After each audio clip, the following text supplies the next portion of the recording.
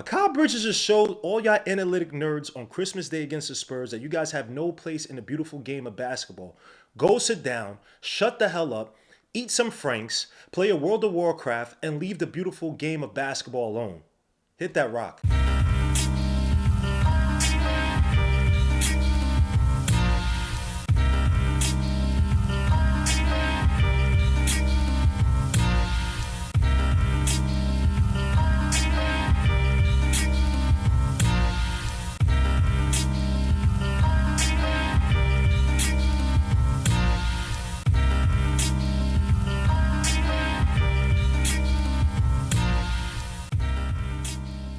Before we get started, make sure to hit the like, subscribe to the channel. Make sure to hit the dark notification bell to get each and every notification for each and every video I put out there.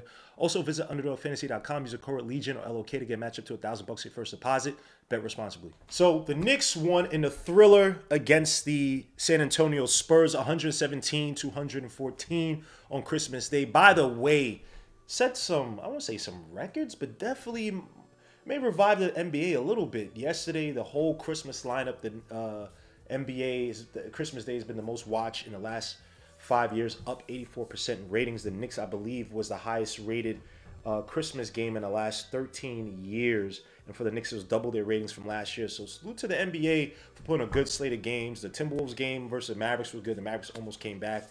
The Lakers game versus the Warriors, Kuminga, turn around, provide the proper help defense. That was a good game as well, too. But I think the Knicks game is probably the one that takes the cake, the one that brought the most excitement amongst two teams who I think people expect the Knicks to have a solid game, something exciting. But the Spurs, now granted, the Spurs are actually 15-15. They won, they're doing a lot better than last year. Chris Paul, salute to you for getting your man Wembanyama the ball in spots. The team is, I think, the number 5th or 6th team in defending the rims, giving up only 63%. So obviously Wembanyama's talent shines through. But Wembanyama, Lord Jesus, humble yourself. What you said in the post game, talking about, oh, they didn't really beat us. No, we beat your ass. We beat you, miss. I got to take 16 threes. Only made 6 of them. Because I don't want to get my ass in a post. I don't want to post up players. I don't have no damn go-to moves. I needed Chris Paul to give me the ball because I'm pretty sure the other guys on your team don't like you because you're arrogant. Mister, I don't have to add any muscle to the NBA. You added 11 pounds in your first to second year. And right now, you're up 25 pounds since your rookie season. So what the hell are you talking about? These dudes, man, they come to the NBA. They think it's sweet. The NBA prioritize this soft Euro game, and there are aspects of it that I do enjoy and I do like, right? Being able to space the floor out, the passing. But these guys are coming from the Euro. They think that is sweet, and most of them don't win. Is Luka gonna win one soon? Wembanyama's gonna win one soon? Yo, y'all made it seem sweet. And you know the thing I might say, the NBA is bringing back some of that defense, some of that American basketball game that y'all took away to make this game soft, and a lot of international guys say, hey, we could come in and dominate as well too. Come on, dogs. You don't got no damn moves out there. Mr. Wembanyama, Mr. 42 points. Not granted, you had a good game. Don't get me wrong. You had some amazing finishes or some good finishes, some not acrobatic, some weird athletic, like that one up and, like not up and under. He had like an under layup in the post. But, bro, man, the league is going to sniff you out on that stuff, bro. Like, you got to be, where's your go-to moves, man? Get your ass in a post consistently enough. But let me chill him. I don't want to get too much on Wembanyama, but I just think that they've allowed some of these guys, especially France, allowed some of these guys that come over and think things are sweet, man. Bring back the old NBA, some aspects of it. Not all, but some aspects of the old NBA, man. I'm tired of these guys thinking it's sweet. Then they struggle, and then they got every excuse out the book. F out of all that crap, bro. So let me get to actual Knicks. Obviously in a game where Jalen Brunson didn't have the grace of touches. Couldn't hit a 3 to save his life. 7 for 23 from the field. Did have 9 assists. But the Knicks struggled in many spots. I think they were kind of taken aback by some of the athleticism from Spurs guard. Stephen Castle's going to be, if he could get his jumper, if he could just get his jumper to fall consistently, he's going to become a scary player. He's going to become a scary player. Like, I liked him at UConn. I wasn't crazy high on him because I just thought his offensive game was a little bit too raw, but he moves well off the ball. He's explosive to the basket. He could back down a little bit. If he works on a little more finesse post-up moves, he could be a really scary player. Get that in that shot up. He could be a monster. Yeah, we had some issues against his athleticism yesterday. Of all players, Jeremy Sohan was shooting 18% from the field or from 3 for the season. Your man went 3 for 3 from outside. So there are a lot of things that happened yesterday that was just weird. But anyway, obviously Jalen Brunson struggled, but some key plays. We're gonna get to my son in a little bit. I wouldn't just give some flowers to Josh Hart, who I counted about 5 to 6 plays at the end of that game, or near the end of that game, that saved us. One, the big three that brought us within two. The other, the clutch rebounds. The one that I liked the most, the one play I liked the most was the so-called, they call it a steal, but it was a deflection off the alley-oop that he had on Jeremy Sohan. I mean, look, man, Josh Hart is becoming the model citizen for all y'all young hoopers who don't have the greatest of shots, who don't have the greatest of touches, who can't get to their spots easily. Hustle will keep you in this league. Now, I think for wings, you got to be able to shoot the shot from the outside, be a catch-and-shoot guy, and play some defense. But in terms of hustle, defense, rebounding, if you're going all out for the ball like that, you're that much of a creative, that much of a connector for teams. I mean, bro, you last in the league easily 10, 15 years. And Josh Hart right now is shooting like right around 40% from three. So obviously, he's added a little bit of impact on the offensive end that makes him even more useful, even more so-called dangerous on the court. But Josh Hart has been, I don't even know where to put him. I think when you talk about the Charles Oakley meters, the hustle guys, the guys who become infamous in Nick Lore, he's definitely moving up there. Now, obviously, we need a finals appearance, to kind of help solidify that. But Josh Hart, yes, on Christmas, 12 points, 12 rebounds, 5 of them offensive. He had to put back, I think it was Mikal Bridges missed a mid-range shot, had to put back, crashing the boards. I mean, he was all over the place.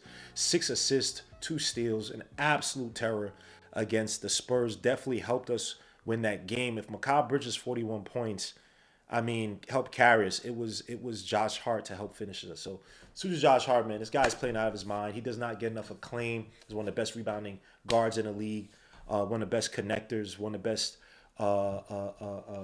glue guys in the NBA. And I hate to say just glue guy because it kind of marginalizes him, but absolute amazing game by Josh Hart. Saved us a game, man. Salute to Josh Hart. Now, let me get to my son, Mikal Bridges, who put on an absolute display of mid-range mastery against the San Antonio Spurs. Had 41 points on Christmas against San Antonio. An absolute terror in the time when Cat was in his foul trouble because, Cat, as good as he was in the second quarter attacking Wembanyama, just got into some sloppy fouls, some ticky-tack fouls here and there, but some sloppy fouls. Jalen Brunson really wasn't on yesterday. OJ Anunoby really wasn't on as well, too. Had a few threes, some clutch threes in the fourth quarter. Miles McBride was pretty bad. Cameron Payne didn't really do much of anything.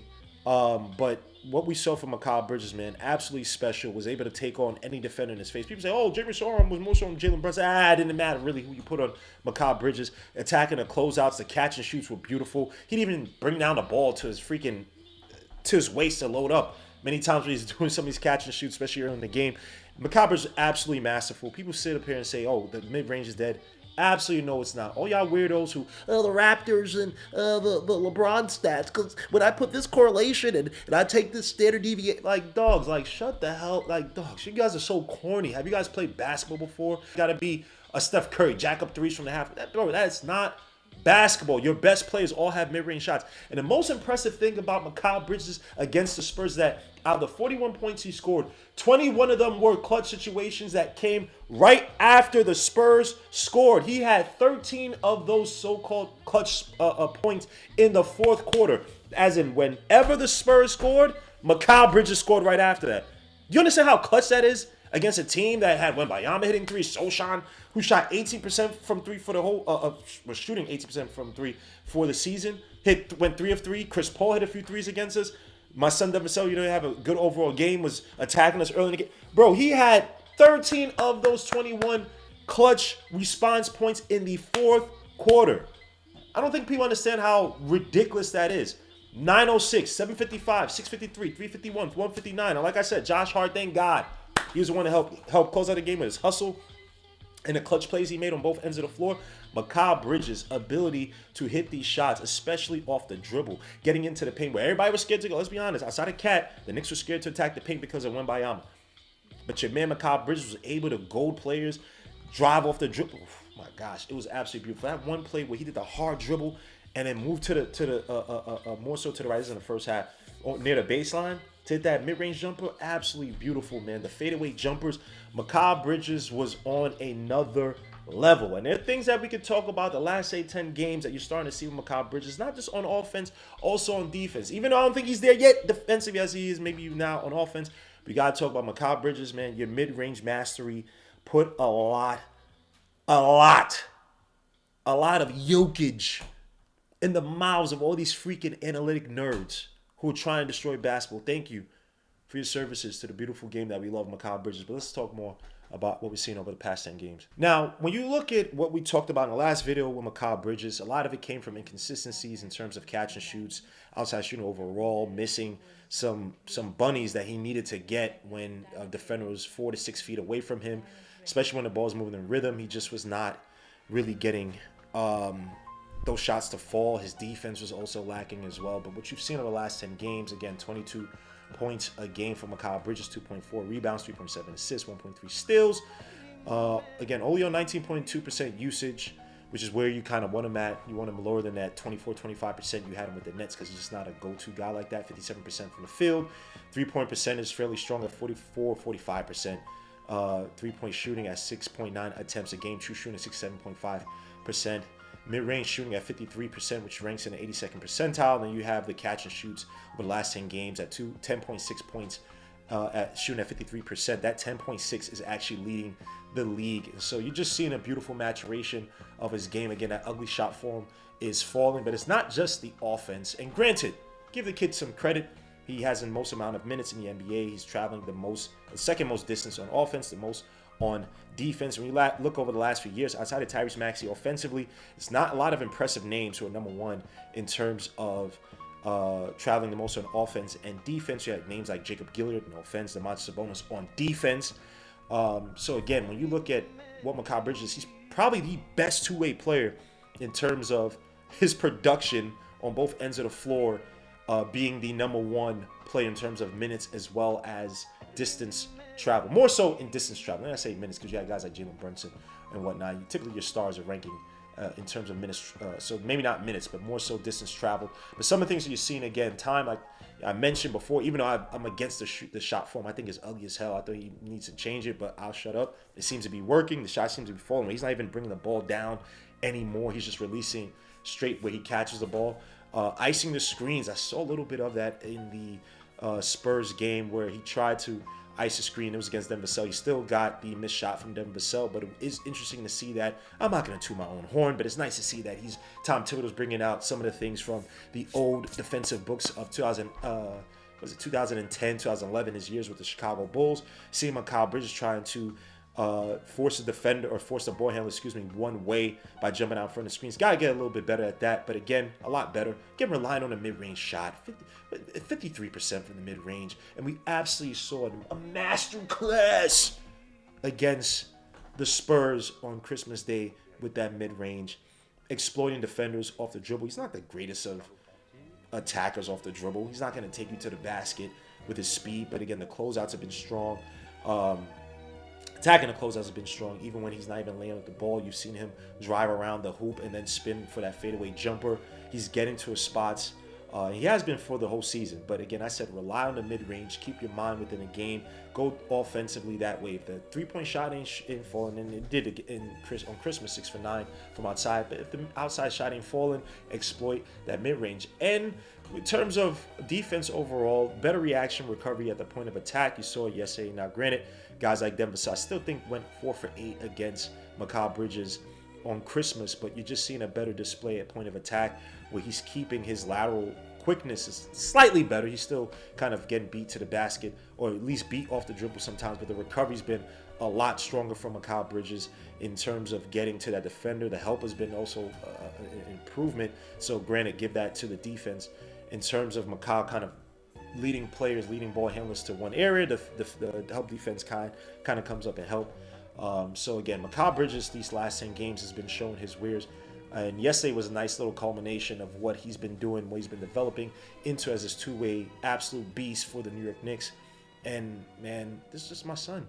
I just want to say, man, I've been right on Mikal Bridges. I was right to say we should trade for Mikal Bridges. Again, the price is crazy. Even though when you look at it, it's not as crazy as it seems. But again, it's a lot of picks. But Mikal Bridges seems to be a guy that can help take the Knicks to that next level in terms of being a 1-8 player when they need it. When Jalen Brunson, you have a guy like Stephen Castle, Solshan, Garden, Jalen Brunson, guys like OG Anunoby, having a relatively weak game. Carney Townsend in foul trouble. Having a guy like Mikal Bridges be able to step up and golly, it's just beautiful to see that. As much as ESPN, all these guys try to wash away what Mikal Bridges did. You see all the headlines. Oh, Wembanyama, despite the loss, y'all not giving no credit to Mikal Bridges? Really? 41 points he did, all that mastery? You mean Mikal Bridges got more mid-range shots than freaking Wembanyama, who loves the outside, talks all that trash about American basketball, or not talks, implies it? Like we weak, but it's Mikal Bridges showing out, right? Another Mikal Bridges, no love for Mikal Bridges.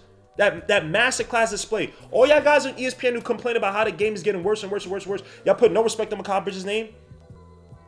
Y'all want to talk about Wembanyama, who needed Chris Paul to give him the ball? That Wembanyama? Did Wembanyama win the game yesterday? No. It's all right, man. Inshallah, man. Knicks, we're moving up. It'd be nice to see these next 5 games. Mikal Bridges going to have some nice matchups against, I think, like the 5th game we play OKC. I would love to see Mikal Bridges' defense versus SGA.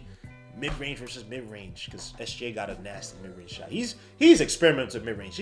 We don't even talk about what he's doing. Granted, he's a Canadian, but we don't even talk about what he's doing for, I guess, the game of basketball where the mid-range is magnifique. This dude is doing weird steps and taking shots off of one leg. I wouldn't advise it, but it's beautiful to see. I want to see what Mikal Bridges does against that. We got the Wizards coming up as well, too. But Mikal Bridges, God bless you. Analytics nerds, shut up. Go back to watching One Hero Academia. No offense to anime. The only anime I respect is Go-Go 13-bit. Y'all know about that. But anyway, Mikal Bridges, God bless you. Salute. You're bringing or saving the game of basketball. Tom Thibodeau, you're saving the game of basketball. Jalen Brunson, your mid-range. OG Anunoby, you too. You're saving the game of basketball. Carney Towns, you too, man. I'll give you some credit. You guys saving the game of basketball. Get these nerds out the game. It's your boy Gmo Legion Knicks. Make sure to hit the like, subscribe to the channel. Make sure to hit the dark notification bell to get each and every notification for each and every video. I appreciate you guys, man. Mikal Bridges, God bless you. Your father sends his blessings. We out. Peace.